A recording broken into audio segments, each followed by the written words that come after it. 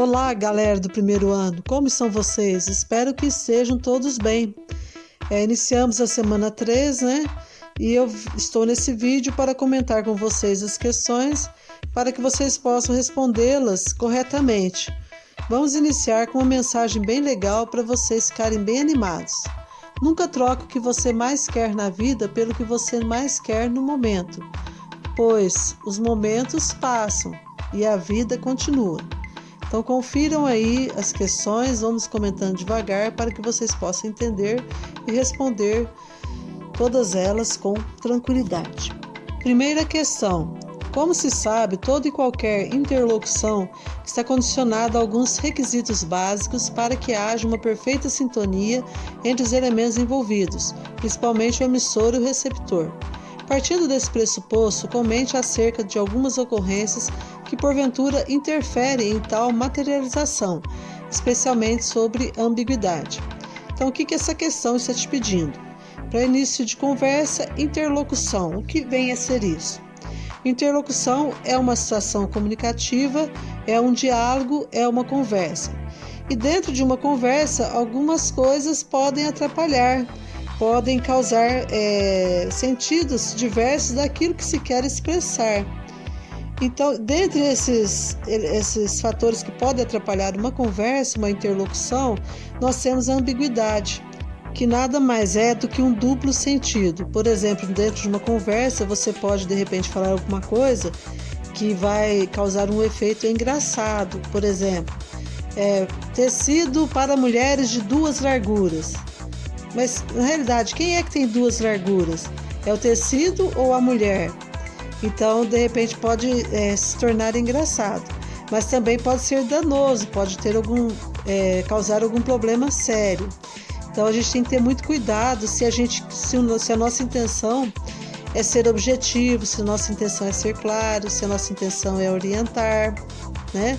Então, numa situação denotativa, numa situação informativa, a ambiguidade é um problema. Então, numa notícia de jornal, a ambiguidade não cabe, porque a notícia de jornal tem de ser clara, objetiva.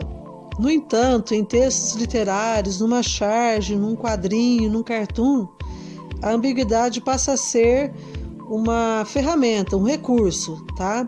Por quê? Porque usou com uma intenção. Então, quando existe a intenção de causar o duplo sentido, ela se torna um recurso. Segunda questão: considerando a oração em destaque, responda as questões que a ela se referem. Os jurados julgaram um rapaz doente. É essa que é a oração em destaque. Quando analisado, o que se percebe é que a construção sintática apresenta algumas inadequações, alguns problemas, fato que possibilita o termo doente adquirir interpretações distintas. Com base nessa premissa, analise quais seriam essas interpretações. Então, há 2 interpretações possíveis ali. Os jurados julgaram o rapaz como doente ou julgaram o rapaz que já estava doente. Então, são essas 2 interpretações possíveis. Segunda questão: as inadequações ou problemas, por vezes constatados, vistos, levam-nos a crer que o discurso precisa de ser corrigido. Assim sendo, retrate as formas pelas quais essa mudança se manifestaria. Como que a gente poderia fazer essa correção, tendo em vista a importância de uma mensagem clara e objetiva. Então, como já falei no slide anterior, ficaria assim: os jurados julgaram o rapaz como doente, e a segunda seria: os jurados julgaram o rapaz, que estava doente. Então vai ter essas 2 formas, a gente pode corrigir dessa forma. Outra questão: atribuídas as mudanças, passa as orações para a voz passiva. Então nós modificamos a frase, que ficou: os jurados julgaram o rapaz como doente, e uma outra frase: os jurados julgaram o rapaz que estava doente. Então, para a gente resolver essa questão, a gente precisa relembrar as vozes verbais. As vozes verbais representam a relação entre o sujeito e a ação verbal. Então, dentre as vozes verbais, nós temos a voz ativa, quando o sujeito pratica a ação verbal, como em o aluno fez a atividade, como em o jurado julgaram o rapaz como doente. E passiva, o sujeito sofre a ação verbal, como em a atividade foi feita pelo aluno. Observe que ali houve uma inversão. O que era sujeito na voz ativa passou a ser agente da passiva, pelo aluno. E o que era objeto, que era atividade, passa a ser sujeito paciente na voz passiva. Então, vocês vão fazer a mesma coisa com a frase de vocês, tá? Antes de falar sobre elas, é bom esclarecer. Esses usos, ou eu coloco na voz ativa ou na voz passiva, dependendo do elemento que o emissor quer destacar. Se eu quero destacar o sujeito, por exemplo, o prefeito fez uma ponte, então querendo enaltecer a ação do prefeito. Agora, se eu quero, por exemplo, enaltecer o objeto que foi feito, então eu digo, uma ponte foi construída pelo prefeito. Então, depende muito da intenção do emissor.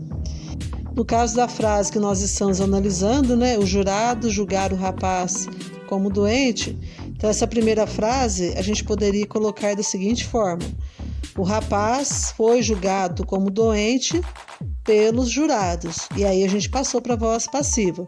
Então vocês têm de ver a segunda. Os jurados julgaram o rapaz que estava doente. Então vocês também vão fazer a mesma coisa que vocês fizeram com essa anterior. Na próxima questão nós temos um texto. Perigo. Árvore ameaça cair em praça do Jardim Independência. Um perigo iminente ameaça a segurança dos moradores da rua Tono Martins, no Jardim Independência. Uma árvore com cerca de 35 metros de altura, que fica na Praça Conselheiro da Luz, ameaça cair a qualquer momento. Ela foi atingida no final de novembro do ano passado por um raio e desde este dia apodreceu e morreu. A árvore de grande porte é do tipo cambuí e está muito próxima à rede de iluminação pública e das residências. O perigo são as crianças que brincam no local, de Sérgio Marcati, presidente da Associação do Bairro. Então, sobre este texto, nós vamos ter a seguinte questão. O que pretendia afirmar o presidente da associação? Que o perigo seria aquela árvore próxima às crianças que estavam brincando. Mas o que ele afirma literalmente? Ou seja, na realidade, o que ele afirmou? Que o perigo são as crianças e não a árvore que estava quase caindo sobre elas. Né? Porque ele fala assim, o perigo são as crianças que brigam no local. Na realidade, não são as crianças, é a árvore que está por cair. Né? Na placa abaixo, podemos encontrar o mesmo tipo de ambiguidade que havia na declaração de Sérgio Marcati, o que tornaria divertida a leitura da placa. Cuidado, escola. No caso dessa placa, então, com o que as pessoas deveriam tomar cuidado? Com a escola? É isso mesmo? Então, vocês vão pensar direitinho para que vocês possam responder. Próxima questão. Leia as frases abaixo e verifique se há ambiguidade em cada uma delas. Se necessário for, faça as alterações convenientes para adequá-las à norma padrão. Letra A. A menina pegou o ônibus correndo. Letra B. Visitamos o Centro Folclórico, o teatro, cuja qualidade artística é tamanha. Letra C. A mãe viu o filho chegando em casa bem tarde. Letra D. A candidata deixou a plateia emocionada. Letra E. O psicólogo examinou o paciente preocupado.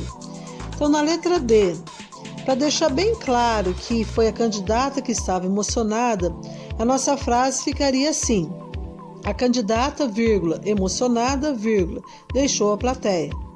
Para deixar claro que foi a plateia que ficou emocionada, nós colocaríamos assim: a candidata deixou emocionada a plateia. Então é dessa forma que vocês vão reescrever as outras frases. Bem, pessoal, chegamos ao final de mais um vídeo. Eu espero que vocês tenham me entendido. Se ficou alguma dúvida, vocês podem me acessar pelo chat Conexão Escola ou também pelos grupos. A vocês eu deixo uma mensagem de otimismo. Gaste sua energia perseguindo metas, não pessoas. Se você tem objetivos, corra atrás deles. Não fique perseguindo as pessoas, tentando derrubar as pessoas para atingir os seus objetivos. Você tem capacidade de subir a escada da sua vida por você mesmo, por meio de suas habilidades. Pense nisso. Um abraço e até mais!